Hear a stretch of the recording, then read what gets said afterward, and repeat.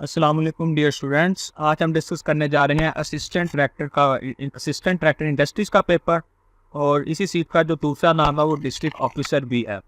ये complete short paper आज हम डिस्कस करेंगे और इसका पीडीएफ भी आप डाउनलोड कर सकेंगे, लिंक डिस्क्रिप्शन में अवेलेबल है। जहाँ तक इसके सिलेबस का ताल्लुक है, इसमें जो 60% पेपर था वो जनरल नॉलेज से आया था और 40% जो पेपर था वो सब्जेक्ट रिलेटेड पेपर था। नंबर ऑफ सीट्स की 2 थी और टोटल एस्टिमेट्स इसके थे 12-15 थे। तो हम इस वीडियो में सिर्फ जीके के क्वेश्चन डिस्कस करेंगे, क्योंकि जो सब्जेक्ट रिलेटेड क्वेश्चंस है वो आप तक नहीं पहुंच पाए। क्वेश्चन नंबर 1 है जो हमारे पास हो रहा है, war of mutiny started in which year. तो वार ऑफ म्यूटनी जो स्टार्ट हुई थी 10 में 1857 को ये हुई थी। और ये इससे एलिमेंट जो अक्सर क्वेश्चन पीपीएससी पूछता रहता है वो मैंने नीचे लिखे हैं, जिसमें 1 है वार स्टार्टेड किस मुकाम पे जंग का आगाज हुआ, वो मेरठ थी। और जब 1857 की जंगी आज़ादी हुई उस वक्त गवर्नर जनरल कौन थे? गवर्नर जनरल लॉर्ड कैनिंग थे। वार का इख्तिताम कब हुआ? ये थी 1 नवंबर 1858। और ये जो 1857 की वार है इसको फर्स्ट वार ऑफ इंडिपेंडेंस भी कहा जाता है। इस जंग के बाद बहादुर शाह जफर को बर्मा में जलावतन कर दिया गया था। नेक्स्ट क्वेश्चन है, yellow vest movement is associated with which country. तो ये फ्रांस के साथ एसोसिएटेड है। जहाँ तक येलो वेस्ट मूवमेंट का ताल्लुक ये 2018 में स्टार्ट हुई। और इसकी वजह क्या थी? फ्रांस में फ्यूल प्राइसेस इंक्रीज हुई थी, टैक्सेस इंक्रीज हुए थे। और इसको ये ब्रॉडर जब ये तहरीक बढ़ी तो इसमें जो वेजेस थे, वेजेस की इनइक्वालिटी की भी डिमांड अंदर शामिल होगी। तो ये था येलो वेस्ट मूवमेंट्स जो कि फ्रांस के साथ एसोसिएटेड है। The gases used in different types of welding. Welding में जो गैसेज यूज होती हैं, ऑप्शन डी देखें, ऑक्सीजन है, एसिटिलीन। ये ऑप्शन डी करेक्ट है। ये 2 गैसेज वेल्डिंग में इस्तेमाल होती हैं। Which gas is used in electric bulb. Electric bulb में argon, option A is correct, argon gas use होती है। Who is the founder of Kashyap foundation. Repeated question है ये। मिस रोशना जफर कश्यप फाउंडेशन की फाउंडर है। और ये 1996 में इस फाउंडेशन का बुनियाद रखा गया था, रखी गई थी। A drawing on transparent paper। Transparent paper के ऊपर जो ड्राइंग होती है उसको क्या कहते हैं? Transparency. Option D is correct. ये एग्जाम विदा से ही क्वेश्चन आया था। Which ocean has the highest salinity. Atlantic ocean में सबसे ज्यादा सैलिनिटी है। सैलिनिटी क्या होती है? Amount of salt. किसी भी वाटर के अंदर जो अमाउंट ऑफ सॉल्ट डिजॉल्व हुआ है उसको हम सैलिनिटी कहते हैं। और ये अटलांटिक ओशन में सैलिनिटी सबसे ज्यादा है। और इसमें जो एवरेज सैलिनिटी है 36 ग्राम पर लीटर निकल रहा है। अटलांटिक ओशन से 1 लीटर पानी लेंगे तो उसके अंदर 36 ग्राम सैलिनिटी होगी।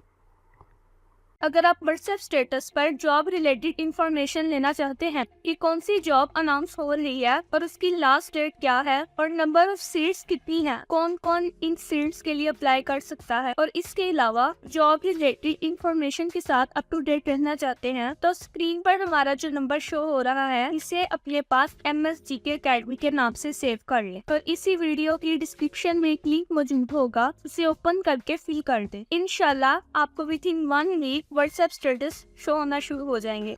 ये नज़म थी बूढ़े बलोच की नसीहत बेटे को। तो ये अल्लामा इकबाल की ये नज़म है। वो पूछ रहे थे अल्लामा इकबाल ने अपनी किस किताब में ये नज़म लिखी। तो ये अरमगाने हिजाज अल्लामा इकबाल की किताब है। ये भी रिपीट क्वेश्चन है। अरमगाने हिजाज के अंदर ये नज़म मौजूद है। शायरी के अलावा मिर्ज़ा गालिब की वजह शोहरत क्या थी? खतूत थे। आप जानते हैं मिर्ज़ा गालिब 1869 को फोत हुए थे। ये भी आप डेट के याद रखिए। 1798 को पैदा हुए। अतारा फ़रोग़ उर्दू, इससे रेलिवेंट क्वेश्चन था। तो इस पेपर में इसके ऑप्शंस नहीं मेरे तक पहुँचे। एग्जैक्ट क्वेश्चन क्या था? अगर आपने पेपर अटैम्प्ट किया तो कमेंट सेक्शन में इसको शेयर कीजिएगा। Name the book of Mansur al Hallaj. और मंसूर अल हलाज की जो बुक है तवासीन है, उसकी बुक का नाम। किसी का शरई मजमूआ किसी एक ही किताब में जाए तो इसे क्या कहते हैं? ये क्वेश्चन में मुझे डाउट लग रहा है। इसको मैंने सर्च किया हुआ लेकिन मुझे कोई एग्जैक्ट आंसर नहीं मिल पाया इसका। मुझे शायद पेपर में जो क्वेश्चन आया था वो इससे डिफरेंट हो। तो इस हवाले से आपके पास अगर कोई एग्जैक्ट इन्फॉर्मेशन हो तो कमेंट सेक्शन में शेयर कीजिएगा।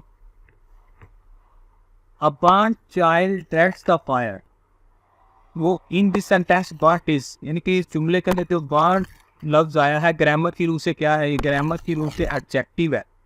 तो idiom apart child that's the fire, इसका मतलब होता है अगर आप एक दफ़ा किसी लॉस से सफ़र करें तो आप कोशिश करते हैं आपको वो दोबारा वो लॉस ना हो, इसे कहते हैं Aban child that's the fire. FIFA, ये टेनिस मीटिंग है। फीफा वाज एस्टैब्लिश्ड, फीफा कब बना, ये 21 मई 1904 को बना फ्रांस में।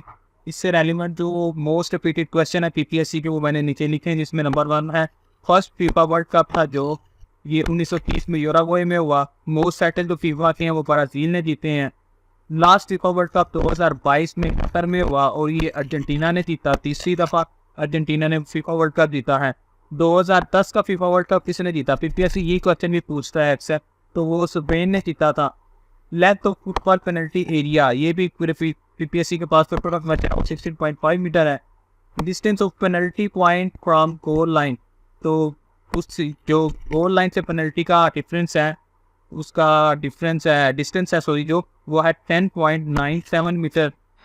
और जो 2026 का फीफा वर्ल्ड कप है वो यूएसए, कनाडा और मेक्सिको में होगा। Why Afghanistan oppose Pakistan membership to UNO due to Durand line, ये एग्रीमेंट हुआ था 1893, इसको आप सर्च करें। इससे रेलिवेंट क्वेश्चन पीपीएससी पूछता है बार बार, देखें किन के दरमियान एग्रीमेंट हुआ था।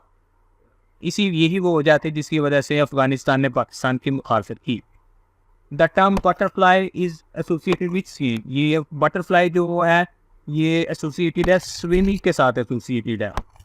और बटरफ्लाई ये जो है इस टर्म ये also known as dolphin stroke भी हम इसे बोलते हैं और किक भी हम इसे बोलते हैं। Highest waterfall of the world, तो एंकर वाटरफॉल है जो दुनिया की हाईएस्ट वाटरफॉल है। लार्जेस्ट डेजर्ट ऑफ पाकिस्तान हर है, और ये ही हमारी वीडियो का पासवर्ड है। अगर आप ये पीडीएफ डाउनलोड करना चाहते हैं तो ये हर लिखें, कैपिटल लेटर में लिखना है। रिमेनिंग पार्ट्स ऑफ पासवर्ड आपके साथ आगे शेयर कर दिए जाएंगे। The instrument use to measure atmospheric pressure, वो इंस्ट्रूमेंट जिससे हम एटमॉस्फेरिक प्रेशर मेजर करते हैं उस इंस्ट्रूमेंट का नाम क्या है, तो इसको हम बोलते हैं barometer. How many sides does the heptagon have, heptagon की 7 साइड्स होती हैं, हेक्सागन की 6 साइड्स होती हैं, ऑक्टागन की 8 साइड्स होती हैं। ये तीनों क्वेश्चन पीछे बार बार रिपीट करता है, क्वेश्चन आगे पीछे हो जाते हैं, इससे आंसर गलत हो जाता है। तो मैंने 3 जगह लिख दी हैं, आप इसको पक्के कर लें आंसर्स को। Hexagon 6 sides, octagon 8 and heptagon 7 sides. Dash view is not available in PowerPoint, तो आप ये देखें, आप option B is correct slide show. ये डिस्प्यूटेड क्वेश्चन है, कुछ के नज़दीक इसका आउटलाइन व्यू है, कुछ के नज़दीक स्लाइड शो व्यू है, लेकिन वेबसाइट पर सर्च करने के बाद मैं इस आंसर से सेटिस्फाइड हूँ, स्लाइड शो व्यू ही है। Keyboard was invented by, option B देखें शोल्स, शोल्स इज करेक्ट, इनका पूरा नाम था Christopher Latham Sholes. Who was the inventor of mouse, तो ऑप्शन ए करेक्ट है हमारे पास Douglas Engelbart. It is the correct answer, उनका ताल्लुक यूएसए से था। एंटोनिम ऑफ एनोमलस, एनोमलस का जो एंटोनिम होगा, पहले आप एनोमलस का मीनिंग देखें क्या होता है। एनोमलस का मीनिंग होता है अबनॉर्मल, तो इसका एंटोनिम वर्ड बताना है हमने। अबनॉर्मल का यूजुअल भी हो सकता है, कस्टमरी भी हो सकता है। पेपर में आई थिंक एग्जैक्ट जो आपने था यूजुअल का था या कस्टमरी का था। अगर आपने पेपर अटेम्प्ट किया हुआ है तो कमेंट सेक्शन में बता सकते हैं कि एग्जैक्ट ऑप्शन क्या था। पार्लियामेंट ऑफ क्यूबा इसका, क्यूबा की पार्लियामेंट का क्या नाम है, ऑप्शन बी आप देखें national assembly of people's power, option B is correct. Which formula is use as reference word in MS Excel, तो वी रूट ऑफ इसका करेक्ट आंसर है। A treaty to regulate treaties, इसका करेक्ट आंसर है Vienna convention on law of treaties.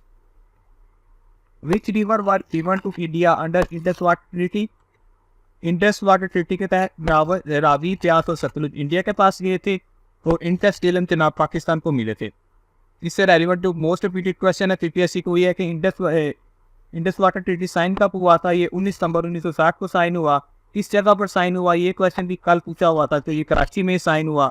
फिर ये किंग दोनों ममालिक की तरफ से किन लोगों ने साइन किया, पाकिस्तान की तरफ से पाकिस्तान के प्रेसिडेंट अयूब खान, इंडिया की तरफ से Indian prime minister Jawaharlal Nehru थे, और आप चाहते हैं कि Indus water treaty world bank ने ब्रोकर किया था, तो ब्रोकर पर वर्ल्ड बैंक था, और वर्ल्ड बैंक को जो रिप्रेजेंट कर रहे थे वो मिस्टर WAB एलिफ थे, और ये उस वक्त वर्ल्ड बैंक के वाइस प्रेसिडेंट थे।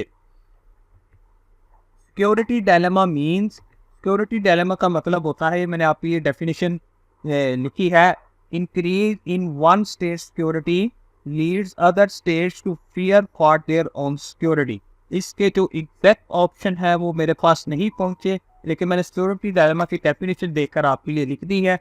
और अगर आप ये डायलेमा लफ्ज़ पर फोकस करें तो ये हमारी PDF डाउनलोड करने के लिए पासवर्ड का सेकंड पार्ट है।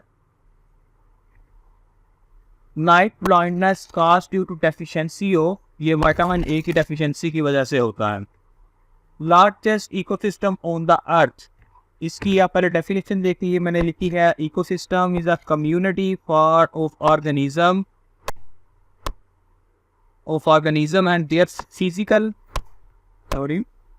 ecosystem a community of organism and their physical environment interacting together। एक environment के अंदर जो physical organism रह रहे हैं उनके आपस में जो interaction उसको हम ecosystem बोलते हैं। अब वो पूछ रहा है कि largest ecosystem अर्थ के ऊपर कौन सा है, इसके अगर ऑप्शंस देखें, biome, hydrosphere, lithosphere and biosphere, ये एक इमेज आपके लिए लिखी है। तो लार्जेस्ट जो हमारे पास करेक्ट आंसर तो बायोस्फीयर है, लेकिन आप इसको पिक्चर के जरिए समझने की कोशिश करें, ये जो क्रस्ट और मेंटल का अर्थ के ऊपर पार्ट है इसको हम लिथोस्फीयर बोलते हैं, जो ऑप्शन सी में अवेलेबल है। हाइड्रोस्फीयर ये वाटर का पोर्शन है, वो हाइड्रोस्फीयर बोलते हैं। और बायोम की मैंने डेफिनेशन आपके लिए लिखी है, distinct geographical region with specific, यानी कि कोई किसी भी रीजन का जो स्पेसिफिक क्लाइमेट हो, वेजिटेशन या एनिमल लाइफ हो, उसको हम बायोम कहते हैं। वो कह रहे हैं लार्जेस्ट इकोसिस्टम कौन सा, ये सब मिलकर क्या बनाते हैं, बायोस्फीयर बनाते हैं। तो ये एक सर्कल है, इस तरह ये चलता है, इसको हम बोलते हैं इकोसिस्टम। तो इसमें जो सबसे बड़ा लार्जेस्ट इकोसिस्टम है वो बायोस्फीयर है। Option D is correct. Filament of electric bulb is made up of tungsten. All parties Muslim conference held on, ये 31 दिसंबर 1928 को। अब इसके जो क्वेश्चन है 1929 ऑप्शन क्यों आए थे या 1928, अगर ये दोनों ऑप्शन आए थे पेपर में फिर तो ये बड़ा कंफ्यूजिंग हो जाएगा, क्योंकि ऑल पार्टीज मुस्लिम कॉन्फ्रेंस जो हेल्ड हुई थी वो 31 दिसंबर 1928 और 1 जनवरी 1929, ये 2 दिन रहे थे। अब पेपर में एग्जैक्ट ऑप्शंस क्या थे, जिन्होंने पेपर दिया वही पेपर बता सकते हैं। अगर तो 1929 का ऑप्शन था तो भी करेक्ट है, 1928 का ऑप्शन था फिर भी करेक्ट है। और जहाँ तक इसकी सदारत की बात है, ऑल पार्टीज मुस्लिम कॉन्फ्रेंस, तो इसकी सदारत की थी सर आगा खान करीम ने। Which organisation issued the name COVID, COVID जो कोरोना वायरस था उसका नाम कोविड-19 किस ऑर्गेनाइजेशन ने रखा, ये WHO ने रखा था, वर्ल्ड हेल्थ ऑर्गेनाइजेशन, और इसके हेडक्वार्टर है जेनीवा में। अक्सर पास्ट पेपर में उसने हेडक्वार्टर्स के बारे में पूछा होता है कि जिस तरह वो है इसका हेडक्वार्टर कहाँ पे है, और बहुत ज़्यादा ऑर्गेनाइजेशन है, तो इन सब ऑर्गेनाइजेशंस के नाम को याद रखना बहुत ही मुश्किल है, आप याद करते हैं भूल जाते हैं। इसी से ही रेलिवेंट हमारी प्ले लिस्ट में आप चाहें जीके ट्रिक, उसके अंदर मैंने वर्ल्ड ऑर्गेनाइजेशन हैं जितनी 50-60 के करीब, जिसके बारे में बार बार PPSC क्वेश्चंस पूछता है कि इनके हेडक्वार्टर कहाँ हैं, उनको याद करने का मैंने एक ट्रिक डिस्कस किया हुआ। आप सिर्फ वो 5 मिनट का ट्रिक सुन लें और उसके बाद आपको ये रटने लगाने की जरूरत नहीं पड़ेगी, ऑटोमेटिकली आपके क्वेश्चन सॉल्व हो जाएंगे। Percentage of area covered by forest in Pakistan 4.8%, near to 5%। National anthem Pakistan was written by ये हफीज जनादरी ने लिखा था। और इससे रेलिवेंट जो और क्वेश्चन बार बार पूछे जाते हैं वो ये कि कंपोज किसने किया था, कंपोज AG चागला ने किया था। नेशनल एंथम में 15 लाइंस हैं, 15 लाइंस हैं और 3 स्टैंजाज हैं। एक स्टैंजा 5 लाइंस के ऊपर मुश्तमिल है, और ये सबसे पहले जो थे ईरान के जो प्रेसिडेंट थे उनके सामने प्ले किया गया था, और नेशनल रेडियो के ऊपर जो सबसे पहले प्ले हुआ था ये 14 अगस्त 1947 को हुआ था। सॉरी, ये कोई इससे हटकर क्वेश्चन है, कोई और इससे रेलिवेंट नहीं है। अच्छा, इसमें आप और देखें, duration of national anthem of Pakistan is 80 seconds. 80 seconds क्या है, ये फारसी ज़ुबान में लिखा गया है पाकिस्तान का तराना, और इसके अंदर जो वर्ड पाकिस्तान है वो एक दफ़ा आया है, और जो उर्दू का लफ्ज़ है वो भी एक दफ़ा आया है। वो उस शेर में आया है, वो शेर मैंने नीचे लिखा है, पाक सर ज़मीन का निज़ाम, इसके अंदर जो लफ्ज़ का है ये उर्दू का है, बाकी सारा तराना फारसी में है। इससे हटकर जो नेशनल एंथम, ये भी पूछा जाता है कि क्योंकि ये हफीज़ जलंधरी ने लिखा है, ये नेशनल एंथम हफीज़ जलंधरी की कौन सी किताब में मौजूद है? तो हफीज़ जलंधरी की किताब चिराग सहर के अंदर मौजूद है। ये प्रेपोजिशन का एक क्वेश्चन था, he senior dash to me, तो टू आएगा he senior to me.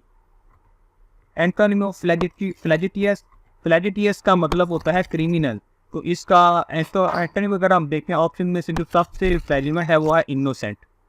Option D is correct.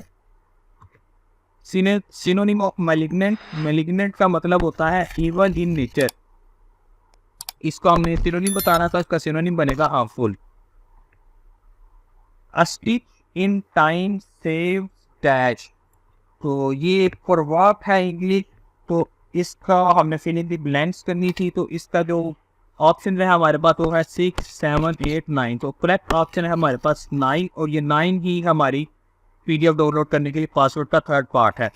तो स्पीक इन टाइम सेव्स 9 का मतलब, ये प्रवर्ब का मतलब भी पूछा जा सकता है, वो मैंने लिख दिया है कि अगर आप अभी छोटी सी एफर्ट थोड़ी सी कर लें तो आपकी ये मुस्तकबिल में बड़ी मुश्किलात को दूर कर सकता है। A little effort expended sooner to fix small problem prevent it from becoming a larger problem requiring more efforts to fix later, ये इस प्रवर्ब का मतलब है।